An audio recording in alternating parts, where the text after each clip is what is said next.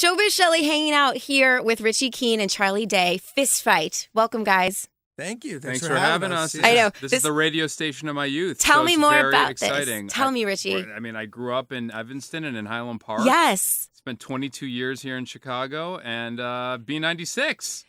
Tell me, give me like some songs maybe that you remember. Now you're really searching for a compliment. I mean, I just said it was. I can go ahead and guess the songs. Yeah, go ahead. I don't want to date myself. It's but, okay. I'm assuming you were listening to Michael Jackson and. Well, it was it was a little more recent than that. It was more Madonna than Lady Gaga, though. Let's just say that. That's okay. Yeah. You know what? That's great. So I love to hear that. We'll get more to that in a little bit. But welcome, you guys. Welcome to Chicago. Charlie, have you been here recently? No. Okay. The only times that I've been to Chicago are the times that I've slept in the airport. So this is my first time actually out of the airport and into the city. You've slept at O'Hare? Of course. Of course. Yeah, because of all the weather and everything. I know, and especially today. It's not so nice out. I know. So. It's one of those days. It's one of those days. I'm glad they let us off the plane. Yeah, me too. So, guys, let's talk about Fist Fight in theaters February 17th. First of all, this movie, I don't even know where to begin, frankly. I mean, there's so much happening, and there's so. If you went to high school, this is a movie you'll appreciate. I feel like you feel the same. Saying, growing up in suburban Chicago, it's a rated R John Hughes movie. Yeah, it all takes place in a day. It takes place in a high school. It's the day that changed someone's life. It's just maybe the most insane comedy you'll ever see. We kind of stayed away from the heart and kind of added a lot of Animal House to it. It's definitely got more of the humor of It's Always Sunny in Philadelphia than say, anything kind of too safe or down the middle. But also, this movie delivers, not only I think are people going to, if they go see one of the funniest movies they'll see all year, if not the funniest, they're going to see the most epic fight in the history of movie fights. Because poor Charlie had to fight Ice Cube for 8 shoot days. Yeah, 8 shoot days. I felt like we have to deliver on the promise of this title.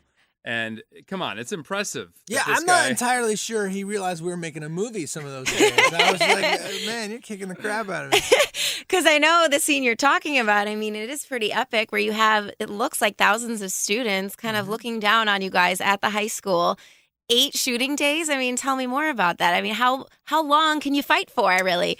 Well, that's about... 300 times getting thrown into a school bus. Yeah. And 5,000 times getting dragged by your foot across the cement. And a lot of drop kicks, a lot of elbows. So we both, Cube's going to try to play off like he's tougher, but we both got pretty black and blue making that thing. I was going to say, how much of that did you actually do? Were there any stunt guys involved? I defy you. Let me just say as the director, I defy you to find a stunt double in that fight. These two guys fought an epic it's the biggest, most epic fist fight in the history of American cinema, no doubt. And the fact that it's Charlie keeping up with Ice Cube and then some is what makes it truly a shocking and surprising. The movie's called Fist Fight. You don't want to build up to some giant fight and then watch 2 stunt doubles the whole time. You want to watch the guys fight. And also, Richie's a sick human being who I think was getting some enjoyment out of watching this. It probably took 3 or 4 days, but I decided to go You decided to get a couple extra shots. But what's also fun is just all the things that happen along the way to getting to the fight, and how insane Tracy Morgan is, and how insane Jillian Bell is, and how insane Dean Norris from Breaking Bad, and Christina Hendricks from Mad Men, and Kumail from Silicon Valley. It's just a crazy group of people. And all the students, too, which make it a great high school movie. That's what I was wondering, because how many students were there? Was it really as many as it looked like? Yeah.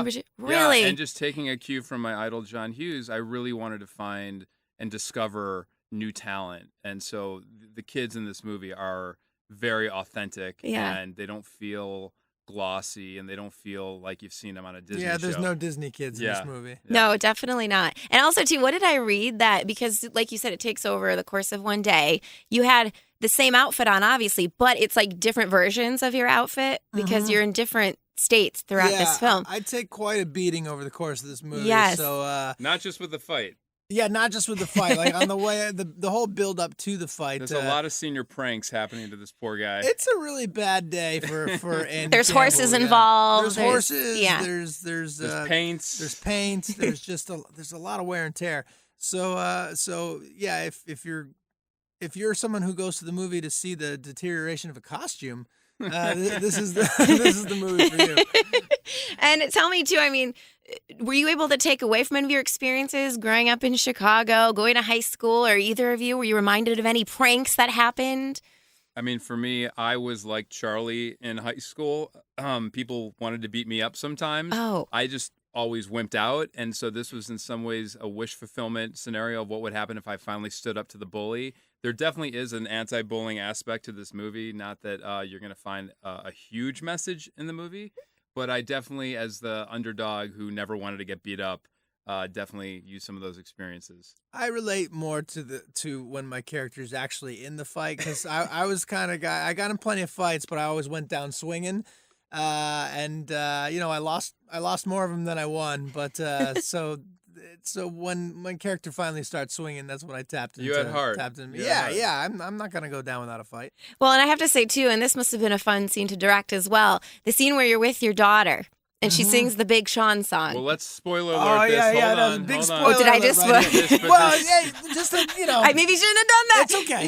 It might be. In my opinion, it's the most epic scene in the movie, and that includes the fight. Yeah, it's epic. I loved it. Yeah. There's a scene with my daughter right before the actual fight happens that. There might be a better scene in movies this year somewhere, but I would be willing to argue that there won't be. I don't think there'll be a funnier scene than I don't that. think Charlie, your reaction in it is great. It's my favorite. It was pretty genuine, that reaction. I mean, it was pretty crazy to hear a little girl sing like that. Yeah, no, I bet. So do either of you then, any pranks that you've played on people that have been really good? Anything that you can recall?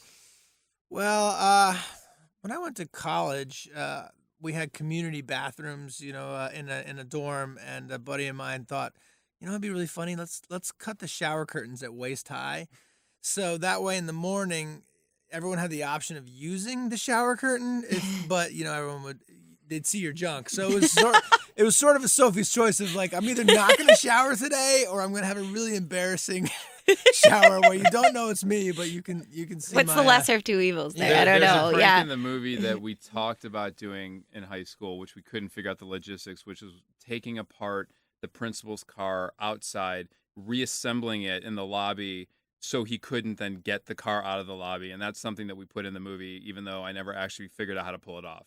Okay, so that's why because I know the car is actually in the school. Yeah. You'll see. It would require so much work. Yeah, First so of all, much work. You'd have to be some sort of mechanic. Yeah, well, I had the idea. I couldn't execute. Or just a good But welder. that's okay. Yeah, and what about you mentioned Tracy Morgan. I mean, he's back, which is so great to see. What was it like working with him? Look, that guy is... He's amazing. Yeah, he's a volcano of comedy. I mean, it's constantly... You can't stop it from coming out of him. Even if you're tired of it, he's still going to erupt it all over you. And just like, he was so grateful to be back and to be healthy and to be working again that he kept thanking us. But really, we were thanking him just to have him in this movie. And he makes the movie 10 times funnier than I had to have him. I had to have him. I mean, it's his first project back. When I hired him, he had not yet been on TV yet. People didn't know if he could walk, if he had brain damage. People ask me if he has brain damage, and I don't know how you tell. Yeah. I mean, Tracy is just insane and amazing, and he says the funniest things in the world, and you don't know where they're coming from. And my rule on set was to always have a camera on him to make sure that if he said something off book that we loved, we had it. Yeah, and he's definitely got brain damage, but it's not from the accident. It had something to do with drinking and smoking. Well, like you say, it's an awesome cast. I mean, of course, Ice Cube included, which is he seems very intimidating. Is he very intimidating in person? I mean, were you intimidated doing these scenes with him?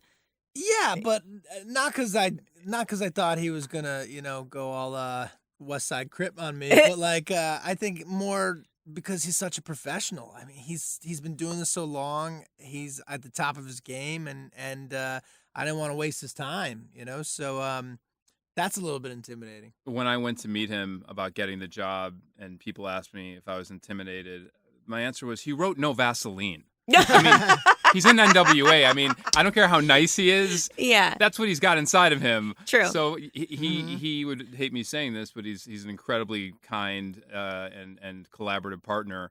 But yeah, you don't want to upset the guy. Of course not. Yeah. No, for sure. Am I mistaken that it's your birthday in 2 days? No, you're not mistaken. Happy early birthday. Thank you very much. Am I one of the first? Yeah, and you are the first. Oh, well then, happy birthday. Thank you very much. What did you get me? A nice interview. Oh, yeah, you did. Yeah, you did. Are you going to do anything, Richie, for him? Look, it's his birthday. It's coming up. We're going to figure out something to do. We're on a whirlwind tour, and we're going to make sure he feels a lot of love. Good. The best gift that I could get is for people to see this movie. Otherwise, I'll be ruined. That is a good star coming back around on the movie, and I appreciate that, Charlie. That's the gift, Yes. please. That's very good. Thank you. Are you going to do anything for real, or you're going to be in some city somewhere? I'm going to be, We'll be in Phoenix? In Phoenix, Yeah. telling America to go see this movie because that's how much I believe in it. I'm going all over this damn country. Awesome. February 17th, Fist Fight. Go see it. If you are someone who needs to laugh and someone who wants to punch someone, this is the movie for you. Perfect. And I fall into those categories, so that's perfect. Most people do. Yeah. Cool. Thanks, you guys. Thank you for having us.